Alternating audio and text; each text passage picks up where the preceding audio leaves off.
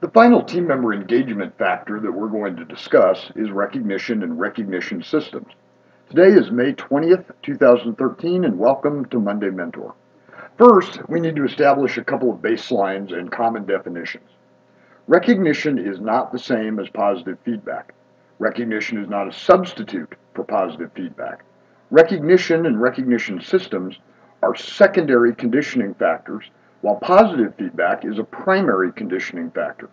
Quite simply, recognition is an add-on to positive feedback, but it does have some significant team member engagement value. One organization that we're currently working with is in the middle of rolling out a pretty large package of performance measures and performance metrics, and they're struggling with pushback from the team members. There's really no rocket science here. They're now measuring widgets per hour or widgets per day or whatever they're measuring, but there's no recognition system tied with it when someone achieves the performance measures or even exceeds the performance measures. Any wonder why they're getting some pushback? Is it really a mystery why those team members are suspect of the performance measurement system? For recognition systems to be effective, they must have two primary elements. The first is a formal method of recognizing meaningful performance elements on a consistent basis. The two keys here are meaningful and consistent. Many recognitions fail to yield any engagement improvement because they lack consistency across departments or across time.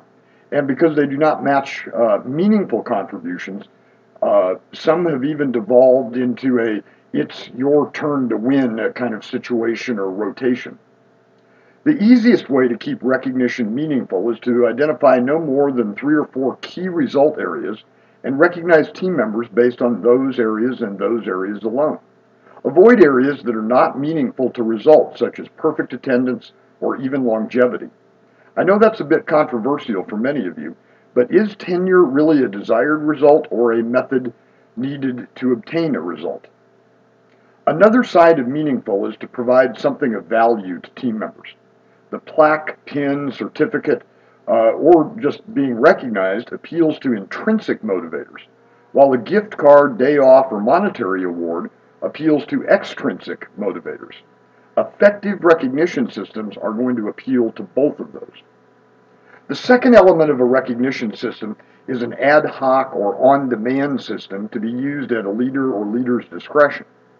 Many of the formal recognition system elements that we described previously come with a set of forms, approval, and vetting processes. This is all well and good, but there are times when recognition needs to be performed immediately. Give your leadership team the ability to award some meaningful recognition, again, based on some criteria, on the spot when they see it or hear it happening. To avoid any appearance of favoritism or stigma or of unfairness, require leaders to note who they gave the recognition to and why they provided that recognition.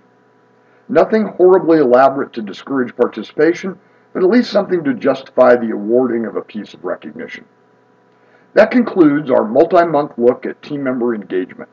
Please take a look at our archives to see the full series in order, and next week we begin a look at complexity, sometimes complexity for complexity's sake. Have a great week, everyone, and I look forward to talking to you on Monday.